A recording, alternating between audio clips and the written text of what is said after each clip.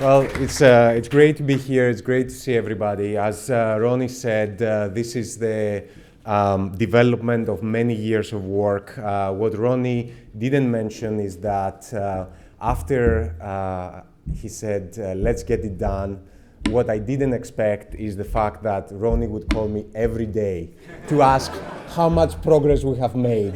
So I advise everybody, if you want to have any help in terms of achieving your own personal goal, just tell Ronnie. He will keep you up to speed, okay?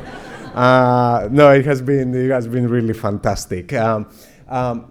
Let me provide a little bit of context. When we started that work, I had several conversations with several very, very important colleagues and people working in this area.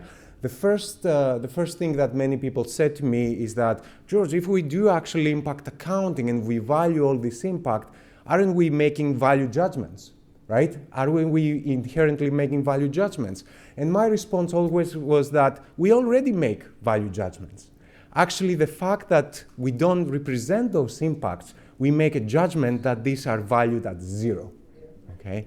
And this is an important judgment that we make. So as a society, if we think that those impacts are important, we should actually value them. We should try to measure them and value them. The second issue was one of feasibility. Is that even feasible? Maybe it's just too difficult, right? You just cannot get this done. And my response always and my approach always was, well, certainly has been very challenging, and I see people here that have worked very hard of it. The first people that I recruited was Rob and Katie, and we have had very tough conversations, and then Dan has been working very hard, and David I see back there that used to be with us, and so many other people. But I always say that, well, if you're trying to do something hard, you better start. Because once you start, then you see that what looked impossible yesterday looks a little bit more feasible today. And that's how it has been the work that we have been doing. So for example, we started with environmental impact work. Of course, we're doing with employment impact work, with product impact work.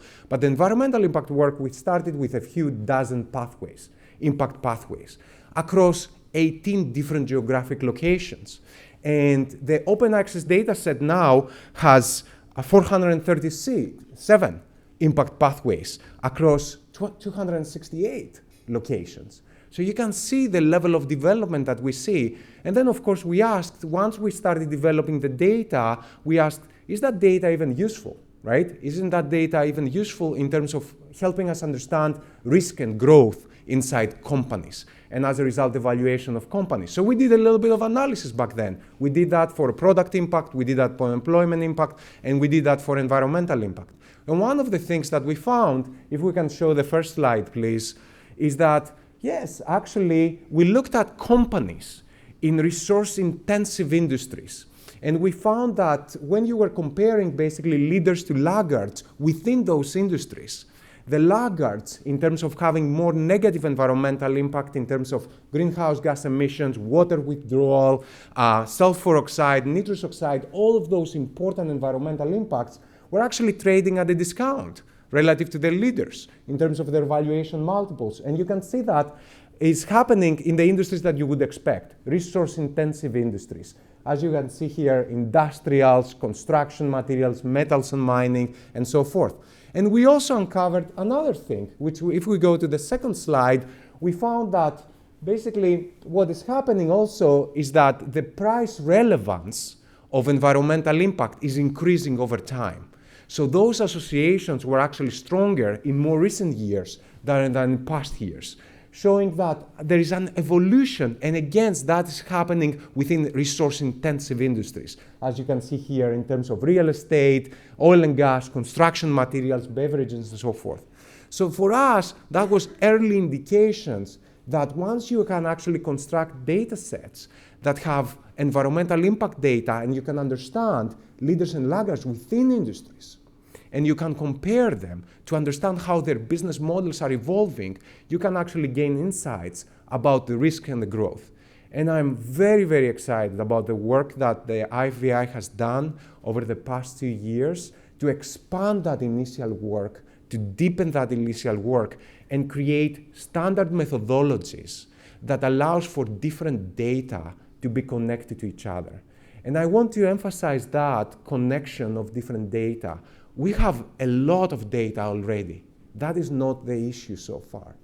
The issue is how do we gain insights from that data that we have? And how can we connect different data items to gain insights?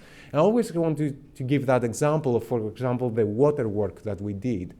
When you actually observe cubic meters of water withdrawal, of cubic meters of water discharge, that means basically nothing. It just means nothing. Once you connect that data and then you connect them with a geolocation of where that water is being consumed, now you're starting to gain insights about scarcity risk, about implications for supply chains, and so forth. So it's all about the connection of this data, which is basically IFVI has been doing.